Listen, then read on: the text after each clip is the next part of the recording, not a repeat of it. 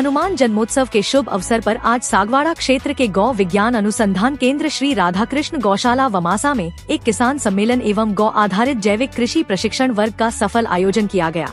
इस कार्यक्रम में क्षेत्र के सैकड़ों किसानों ने उत्साहपूर्वक भाग लिया और जैविक खेती के नवीन तरीकों को सीखा। कार्यक्रम में देश के 2 प्रतिष्ठित जैविक कृषि विशेषज्ञों गोपाल भाई सुतारिया और अजीत शरद जी केलकर ने किसानों को प्रेरित किया।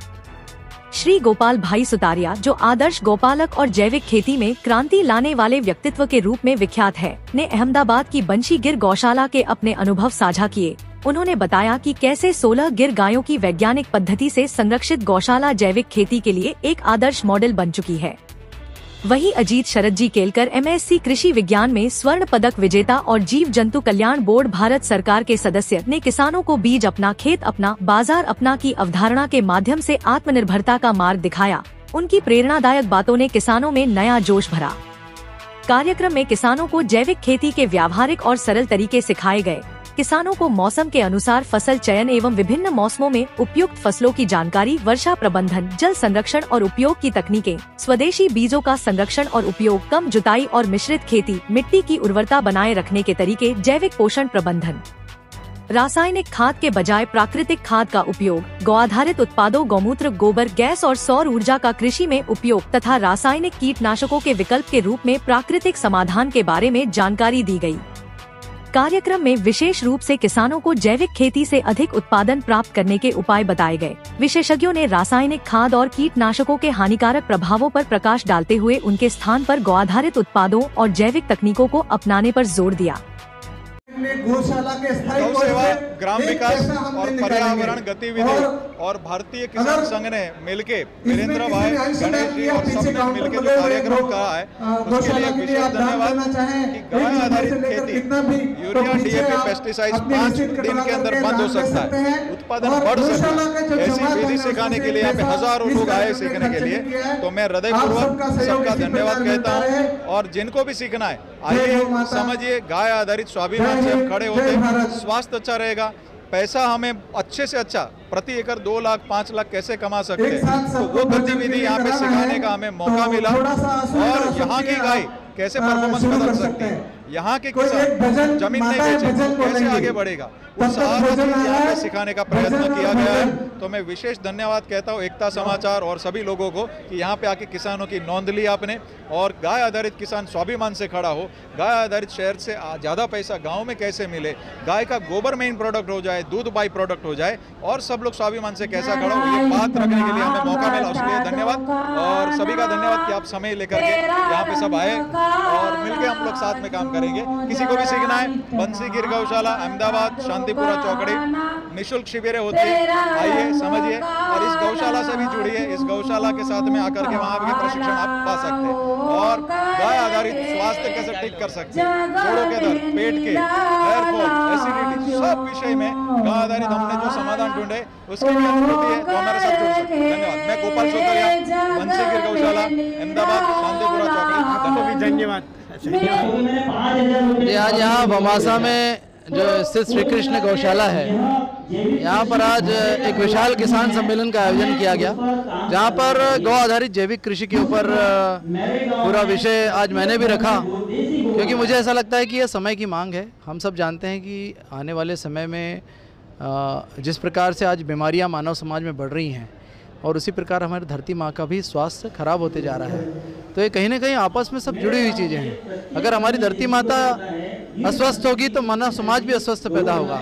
इसलिए धरती माता को बचाने के लिए सर्वश्रेष्ठ अगर तरीका कोई है तो गौ आधारित खेती है, जहाँ पर कि गाय माता के गोबर गौमूत्र का उपयोग करके हम धरती माँ को सुजलाम सफलाम बनाएं, उसमें केंचुए और सूक्ष्म जीवों को पैदा करें। उस आधार पर जब हमारी जमीन सजीव बनेगी, निरोगी बनेगी, तो उसमें उगने वाला अनाज भी हमारा निरोगी बनेगा और उसको सेवन करने से जो मानव समाज है हमारे देश का, जो 130 करोड़ जो आबादी है, ये स्वस्थ और मजबूत और बलिष्ठ बनेगी। क्योंकि हमारे पूर्वज भी एक बात कहते थे कि जैसा खाए अन्न वैसा रहेगा तन और वैसा ही रहेगा मन। तो इसलिए मेरा बड़ा ही यहाँ पर बहुत अच्छा लगा मुझे आकर, और यहाँ बड़ी संख्या में किसान समाज के लोग पधारे हैं। और आज हमने यही आग्रह किया सभी से कि गौ आधारित खेती को अपनाएं और धरती माँ को बचाएं और मानव समाज की फसल को बचाएं। बहुत बहुत धन्यवाद। जैविक खाद से किसानों को क्या क्या फायदा है? जैविक खाने से अनेक प्रकार के फायदे हैं। मैं आपको बताना चाहूँगा कि आज जो रसायन आधारित खेती होती है उसमें किसान समाज का जो व्यक्ति है वो केमिकल फूड खाता भी है, केमिकल सूंघता भी है और केमिकल पीता भी है, क्योंकि जो पानी उसके खेत में रहता है उस पानी के माध्यम से पीने के पानी में केमिकल चले जाता है, वही पानी पीता है। जो अन्न उपजता है वो खाता है जहरीला, और जब वो स्प्रे करता है तो स्प्रे के दौरान वो सूंघ के हवा के माध्यम से भी वो उसके शरीर में जाता है। तो पहले तो हमें ये समझना होगा केमिकल खेती करने से सबसे ज़्यादा अगर कोई पीड़ित है तो वो किसान समाज है। इसलिए किसान समाज अगर वो जैविक खाएंगे तो सबसे पहला हमारे देश गांव में बसता है, हमारे देश की ज़्यादातर संख्या ग्रामीण क्षेत्रों में रहती है, वो अगर जैविक आहार लेगी तो हमारा देश बलिष्ठ और मजबूत बनेगा।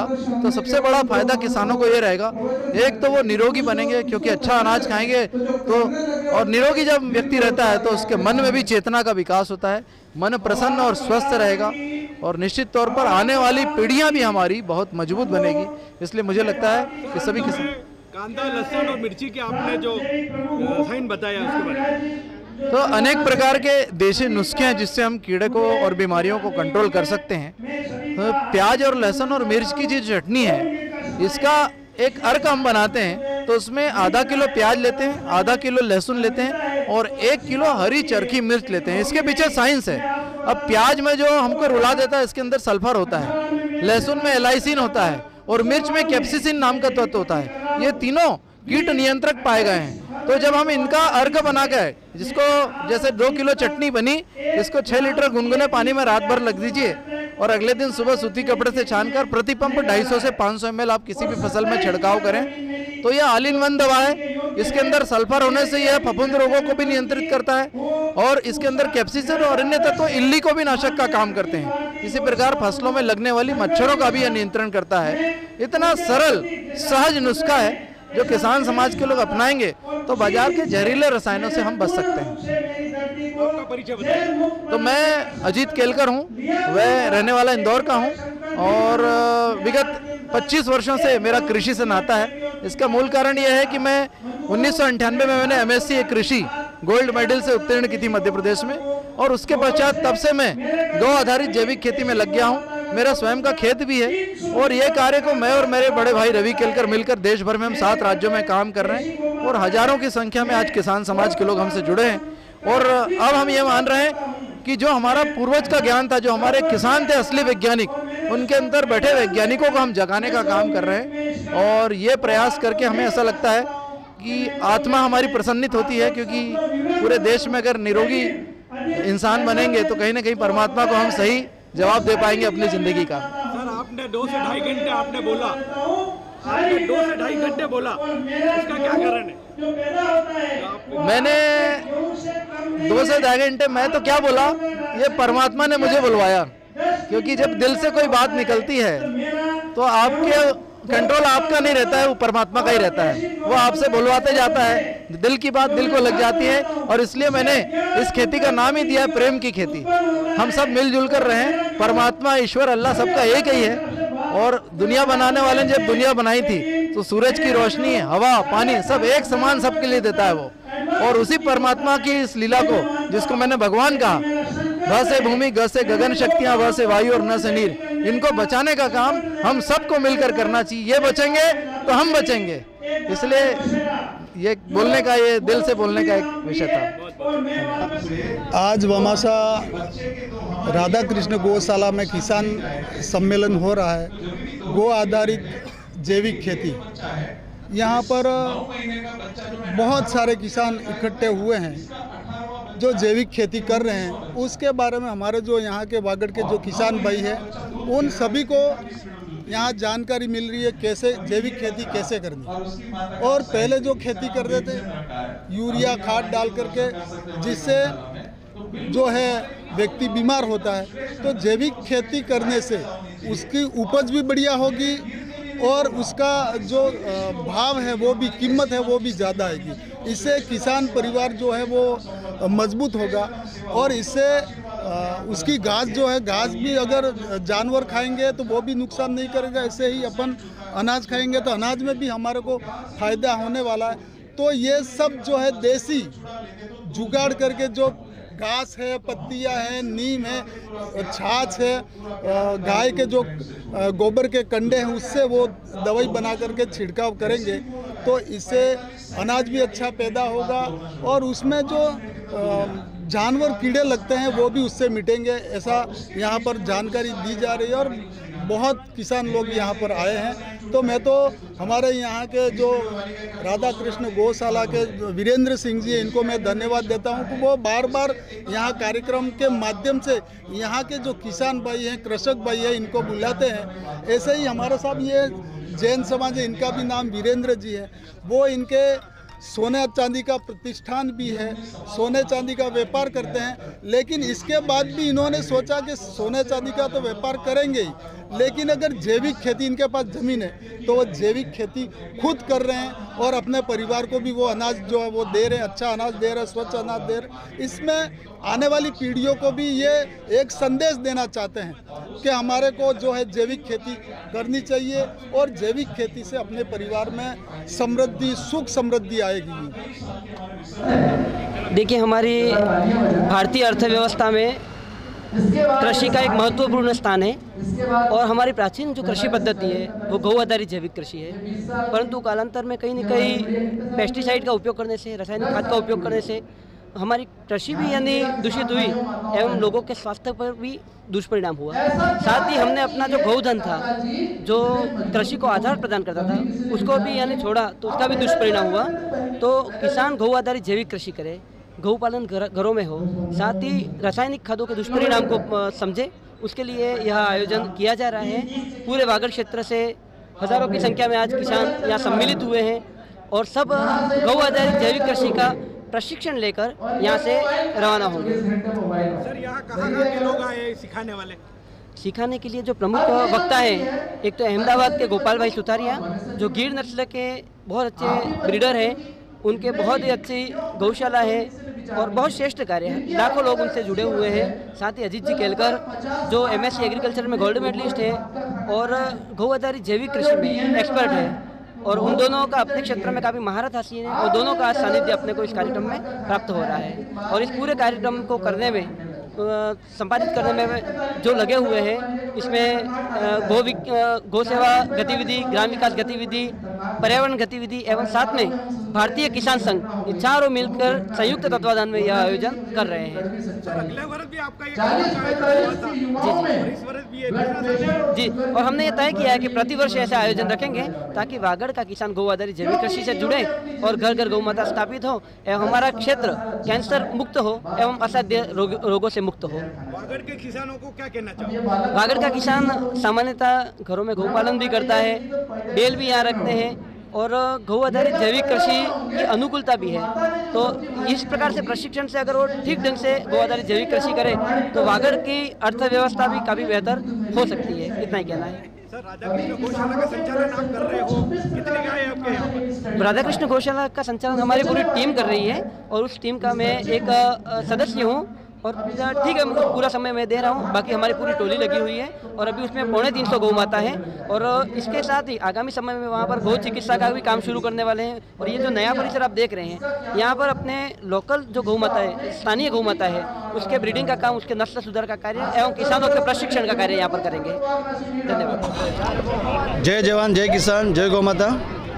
आज वमासा गौशाला में शानदार बृहद किसान सम्मेलन एवं गौ आधारित कृषि वर्ग का आयोजन इस राजस्थान के दक्षिण अंचल में किया, जिसमें 2-3 राज्य के लोग यहाँ पे आए हैं और हमेशा यह संस्थान किसानों के लिए दिन रात ऐसे नए प्रकल्प के लिए लेकर आती है। आज हमारे बीच में गौ कृषि के एक्सपर्ट गोपाल भाई सुथारिया और शरद जी केलकर के द्वारा जो कृषि के बारे में नवीन तकनीक और आधुनिक खेती के बारे में बताया गया है, किस तरह से आज आधाबा के जीवन में हम केमिकल और जो यूरिया खाद को खाकर हमारे शरीर को नुकसान पहुंचा रहे हैं। तो आने वाले समय में यहाँ के वागड़ के किसानों को किस तरह से उन्नत कृषि की जाए, कम पैसों में कृषि की जाए और देशी कृषि, जैविक कृषि को बढ़ावा देकर इस जनजातीय क्षेत्र में जो किसान परिवारों का जीवन स्तर उठाया जाए, इस बारे में हमको बहुत बताया गया और काफ़ी लोग यहाँ आए और उनका लाभ लिया। राजू भाई हमारे पीछे। राजू भाई बताइए, आपके क्षेत्र में आज ये कार्यक्रम आयोजन हुआ है। बिल्कुल सर, आदरणीय राजू भाई को धन्यवाद। आज वमासा गौशाला में ये जैविक खेती संबंधित जो कार्यक्रम आदरणीय भाई साहब वीरेंद्र जी एवं उनकी टीम द्वारा जो आयोजित किया गया बहुत ही सराहनीय है। आज बहुत बड़े गुजरात के एवं एमपी से पधारे हुए हमारे वमासा के पावन धरा पर पधारे हुए बहुत ही जैविक कृषि संबंधी जानकारी प्रदान की गई। और मैं भी कहना चाहूँगा कि आज जो जानकारी प्रदान की गई हमारे यहाँ वागड़ के समस्त किसानों के लिए, और जैविक खेती वास्तव में करनी चाहिए। आज रासायनिक कीटनाशक खेती से स्वास्थ्य खराब हो रहे हैं, और समस्त किसान साथियों से भी निवेदन करना चाहूँगा कि आज संकल्प लेके जाए और अपने जो भी खेत है उसमें अपन जैविक खेती अपनाएं और जीवन सुरक्षित रखें। जय हिंद, जय भारत। मंडल अध्यक्ष भारतीय जी हमारे पीछे। वैसा बताइए व्यास जी, आज आपके क्षेत्र में यह कार्यक्रम का आयोजन हुआ है, बताइए। बड़ी खुशी और हर्ष का दिन है आज हमारे लिए कि भारतवर्ष के 2 महान गौपालक और वैज्ञानिक आज इस कार्यक्रम में पधारे और पूरे लगभग 3 से 4 हज़ार कृषकों को इस उन्नत कृषि के बारे में, नई टेक्नोलॉजी के बारे में जो आज ज्ञान प्रदान किया, हम सब गदगद हैं। और आज इस कार्यक्रम की सफलता का श्रेय हम सभी किसान भाइयों को और विशेषकर गौशाला के संयोजक आदरणीय वीरेंद्र जी भाई साहब और उसकी पूरी टीम को देना चाहते हैं। और उनसे पुनः से निवेदन भी करना चाहते हैं कि ऐसे आयोजनों को बार बार आयोजित करें और यहाँ जो रसायन युक्त खेती हो रही है उससे मुक्त होकर जैविक खेती के लिए किसानों को प्रेरित करें। बहुत बहुत धन्यवाद आदरणीय राजू भाई का भी, और जिसने इस पूरे कार्यक्रम का कवरेज किया उसके लिए पुनः से आपका भी आभार।